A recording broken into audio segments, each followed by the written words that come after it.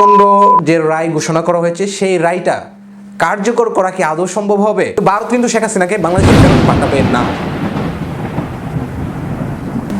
আসসালামু আলাইকুম। 17 নভেম্বর 2025 বাংলাদেশের ইতিহাসে একটি ঐতিহাসিক দিন। কারণ আপনারা জানেন ইতিমধ্যে যে বাংলাদেশের যে সাবেক প্রধানমন্ত্রী এবং আসাদুজ্জামান কামাল তাদের উভয়কে মৃত্যুদণ্ড ঘোষণা করা হয়েছে। এই যে মৃত্যুদণ্ডটা ঘোষণা করা হলো, যদিও এটা বাংলাদেশের জনগণের জন্য, বাংলাদেশের যারা এই 24-এর গণঅভ্যুত্থানে রক্ত দিয়েছে, 24-এর গণঅভ্যুত্থান সংগঠিত করেছে এবং এদেশের আপামর জনগণের একটি প্রাথমিক বিজয়, কিন্তু মৃত্যুদণ্ড যে রায় ঘোষণা করা হয়েছে সেই রায়টা কার্যকর করা কি আদৌ সম্ভব হবে? এই মৃত্যুদণ্ডের রায় ঘোষণা করতে কি কি প্রতিবন্ধকতা রয়েছে, কি কি বাধার মুখোমুখি হতে পারে, বা এটা কি আদৌ মৃত্যুদণ্ডের যে রায়টা সেই রায়টা কি কার্যকর করা সম্ভব হবে কিনা, এটা নিয়ে আমি আজকে কথা বলবো। বাংলাদেশের রাজনীতিতে শেখ হাসিনা যে 16 বছরের অপশাসনের পর 2024 সালে 2000 ছাত্র জনতার রক্তের বিনিময়ে অসংখ্য অগণিত মানুষ পঙ্গুত্ব বরণ করার মাধ্যমে, আহত হওয়ার মাধ্যমে শেখ হাসিনার পতন ঘটায় এবং শেখ হাসিনার পতন ঘটানোর পরবর্তীতে শেখ হাসিনার নামে যে 5টি মামলা হয়, সেই মামলার 2টি মামলায় শেখ হাসিনা সহ এবং তার মন্ত্রী আসাদুজ্জামান কামালকে মৃত্যুদণ্ডের রায় দেওয়া হয়েছে। সেই মৃত্যুদণ্ডের রায়কে কেন্দ্র করে ইতিমধ্যে সারা দেশের জেলায় জেলায় মিষ্টি বিতরণ হচ্ছে। এনসিপি বলেন, বিএনপি বলেন, সকল রাজনৈতিক দলের পক্ষ থেকে দ্রুত রায় কার্যকর করার জন্য কথা বলা হচ্ছে। এমত অবস্থায় এই ডক্টর মোহাম্মদ ইউনূস সরকার তারা কি সফল হবে কি না, বা এই রায়টা কার্যকর হতে গেলে কতদিন সময় লাগতে পারে এবং প্রতিবন্ধকতাগুলো কী কী রয়েছে, সেই বিষয়গুলো নিয়ে আজকে কথা বলবো।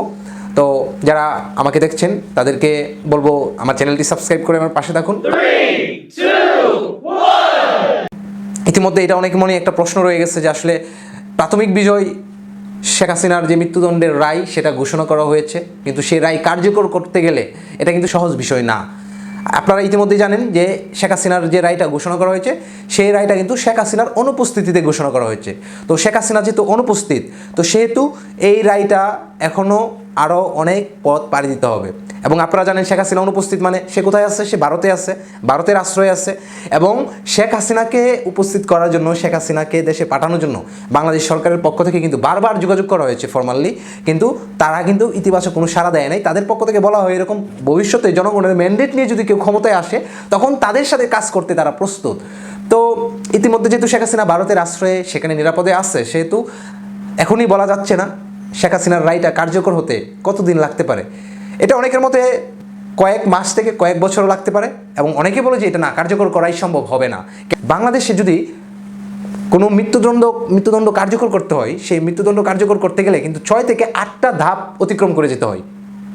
তো সেই 6 থেকে 8টি ধাপ অতিক্রম করতে গেলে কিন্তু সেটা যথেষ্ট সময় সাপেক্ষ ব্যাপার। শেখ হাসিনার অনুপস্থিতিতে যে প্রাথমিকভাবে যে জনতার বিজয় দেখা যাচ্ছে, যে শেখ হাসিনা মৃত্যুদণ্ড ঘোষণা করা হয়েছে, সেটার পরবর্তীতে মূল যে চ্যালেঞ্জের বিষয়গুলো তার মধ্যে নাম্বার 1 হচ্ছে শেখ হাসিনাকে দেশে ফেরত আনা। কারণ আপনারা জানেন যে শেখ হাসিনার পতনের পরপর বাংলাদেশের সাথে ভারতের সম্পর্কটা কিন্তু খুব, আর ওই শেখ হাসিনার শাসন ব্যবস্থার সময় যেমন সম্পর্ক ছিল সেই জায়গায় কিন্তু নেই। ভারত কিন্তু শেখ হাসিনাকে বাংলাদেশে ফেরত পাঠাবে না, তাদের মনোভাব কিন্তু এটাই। কারণ শেখ হাসিনা তার শাসন ব্যবস্থার সময়ে, তার যে দীর্ঘ 16 বছর সে শাসন করেছে দেশ, সেই সময় সে দেশকে তার নিজের মুখের কথা এভাবেই বলেছে যে আমি ভারতকে যা দিয়েছি ভারত তা আজীবন মনে রাখবে। তো এমত অবস্থায় ভারত কখনোই চাইবে না যে শেখ হাসিনাকে মৃত্যুর মুখে ঠেলে দেবে বা শেখ হাসিনাকে ফাঁসির কাস্টে ঝুলাবে আর সেটা ভারত বসে বসে দেখবে। তো যদিও ভারতের সাথে আমাদের এক্সট্রাডিশন তথা প্রত্যাবর্তন চুক্তি আছে, সেই চুক্তি অনুযায়ী এবং ইন্টারন্যাশনাল চাপ দিয়ে বা ইন্টারপোলের মাধ্যমে যদি এই প্রত্যাবর্তন চুক্তির মাধ্যমে কি শেখ হাসিনাকে দেশে ফেরত আনা সম্ভব হয়, তারপরেও কিন্তু অনেকগুলো ধাপ রয়েছে। আপনার বাংলাদেশের বিদ্যমান আইন অনুযায়ী যদি কোনো ব্যক্তিকে মৃত্যুদণ্ড কার্যকর করতে হয় তাকে 6 থেকে 8টা ধাপ অতিক্রম করে যেতে হয়। তার মধ্যে প্রথম ধাপই হচ্ছে যে রায় ঘোষণা, আর সেই রায় ঘোষণার বিষয়টা ইতিমধ্যেই সম্পন্ন হয়েছে, যেটা আপনারাও জানেন। বলা হয়েছে যে শেখ হাসিনা যেহেতু পলাতক, সেহেতু তার আপিল গ্রহণযোগ্য হবে না, তার আপিল গ্রহণ করা হবে না, পলাতক অবস্থায় আপিল গ্রহণ করা হবে না। কিন্তু শেখ হাসিনা যদি দেশে ফেরত আসার মতো অবস্থা তৈরি হয়, তাহলে দেশে ফেরত আসতেই পারে। আর দেশে ফেরত আসার পরে আপনি দেখেন তারপরে কি হবে, বাধ্যতামূলক আপিল। অর্থাৎ কোনো ব্যক্তিকে যদি মৃত্যুদণ্ডের রায় ঘোষণা করা হয়, সেটা স্বয়ংক্রিয়ভাবে আপিলের জন্য যাবে এবং এটা বাংলাদেশের সংবিধান অনুযায়ী কিন্তু বাধ্যতামূলক। এটা আপিল বিভাগে যাওয়ার পর আপিল বিভাগ যে 3 নম্বরে যে কাজটা করে সেটা হচ্ছে আপিল বিভাগ দেখবে যে তার বিরুদ্ধে যে প্রমাণাদি যেগুলো ছিল সেই প্রমাণাদিগুলো সঠিক আছে কিনা, বা এই যে রায়টা দেওয়া হয়েছে সেই রায়টা ঠিকবে কিনা, এর যে রায় দেওয়া হয়েছে সেই রায়ের সাজা কি কমানো যায় কিনা, বা রায় এই সাজা কি বহাল থাকবে কিনা, বা এটা বাতিল হবে কিনা, সাজা মওকুফ হবে কিনা, এই ধরনের একটি সিদ্ধান্ত তখন এই আপিল বিভাগ নিয়ে থাকে। এই আপিল বিভাগের রায়ের পরেও যদি আসামি পক্ষের কোনো আপত্তি থাকে তাহলে সেখানে আসামি পক্ষ কিন্তু আবার রিভিউ আবেদন করতে পারবে। তারপরে আপনারা সবাই জানেন যে কোনো মৃত্যুদণ্ডপ্রাপ্ত আসামি, যে 5 নম্বর একটি যে দাবা আছে যে মৃত্যুদণ্ডপ্রাপ্ত আসামি সে কিন্তু চাইলে রাষ্ট্রপতির ক্ষমা প্রার্থনা করতে পারে। আর বর্তমানে আমাদের বাংলাদেশের যে রাষ্ট্রপতি আছেন শাহাবুদ্দিন চুপ্পু, এখন ওনাকে নিয়োগ কে দিয়েছেন, উনি কার সাথে, শেখ হাসিনার সাথে তার কেমন সম্পর্ক, বা ওনারা ওই জায়গায় কী খেলা হবে, এটা তো আরও অনেক প্রশ্নের বিষয়। তারপর রাষ্ট্রপতি যদি ক্ষমা না করে 6 নম্বরে যে বিষয়টা সেটা হচ্ছে জেল কোড অনুযায়ী প্রস্তুতি গ্রহণ করা হবে। সমস্ত প্রক্রিয়া শেষ করার পর সেটা কারাগারে, এই যে ওয়ারেন্ট সেই ওয়ারেন্ট কারাগারে প্রেরণ করা হবে। মৃত্যুদণ্ডপ্রাপ্ত ব্যক্তি শেখ হাসিনা এবং আসাদুজ্জামান কামাল ওদেরকে ডেথ সেলে রাখা হবে।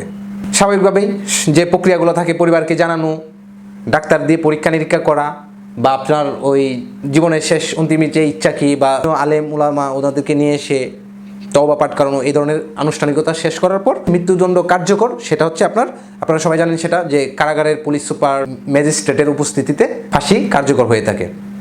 এই হচ্ছে ধারাবাহিকতা বা একটা প্রক্রিয়া বাংলাদেশে মৃত্যুদণ্ড কার্যকর করা। এটা কিন্তু সহজ কোনো কথা না, এটা কিন্তু একটা যথেষ্ট সময় সাপেক্ষ ব্যাপার। আপনারা ইতিমধ্যে জানেন যে ভারতের আশ্রয় আছে সে, আর ভারত কখনোই চাইবে না শেখ হাসিনাকে মৃত্যুদণ্ড দেওয়া হোক, আর সেটার জন্য তারা কূটনৈতিক প্রচেষ্টা চালাবে। এবং বাংলাদেশে আওয়ামী লীগের যে একটা দল, সেই দলের 16 বছর ক্ষমতায় ছিল, তো তাদের একটা সুবিধাভোগী গোষ্ঠী আছে দেশে, তো সেই সুবিধাভোগী গোষ্ঠীগুলো তারা দেখা যাচ্ছে দেশকে রাজনৈতিক অস্থিতিশীলতা তৈরি করার চেষ্টা করতে পারে। অনেক সিদ্ধান্ত কিন্তু এই যে আমাদের বর্তমান উপদেষ্টা পরিষদ চাইলে কিন্তু তারা নিতে পারে না, তাদের সেই গ্রাউন্ড নাই আসলে। তো পরবর্তীতে জনগণের ম্যান্ডেট নিয়ে যারা ক্ষমতায় আসবে তারাই কিন্তু সিদ্ধান্ত নিবে। তো সেই সরকার সিদ্ধান্ত নেওয়ার ক্ষেত্রে কী করবে এটা তাদের ব্যাপার। ধরেন আগামীতে যদি বিএনপি ক্ষমতায় আসে, তারেক রহমান যদি বাংলাদেশের সরকার প্রধানের জায়গায় থাকেন, তখন তিনি কি সিদ্ধান্ত নেবেন, সরকার এবং জনগণের কি প্রতিক্রিয়া থাকবে, রাজনৈতিক অবস্থা কি হবে, সেগুলোর উপর ডিপেন্ড করে। কারণ বিশ্ব রাজনীতিরও এখানে অনেক ইন্টারেস্ট আছে। আপনারা জানেন যে বাংলাদেশ নিয়ে বিশ্ব রাজনীতি এখন নানান খেলায় মত্ত। তো এমত অবস্থায় আসলে সব দিক বিবেচনায় শেখ হাসিনার যে মৃত্যুদণ্ড রায় সেটা কার্যকর করতে গেলে এটা যথেষ্ট সময় সাপেক্ষ, এবং এটা কয়েক মাস থেকে কয়েক বছরও লেগে যেতে পারে, এবং এমনও হতে পারে যে এটা মৃত্যুদণ্ড কার্যকর করা সম্ভব নাও হতে পারে।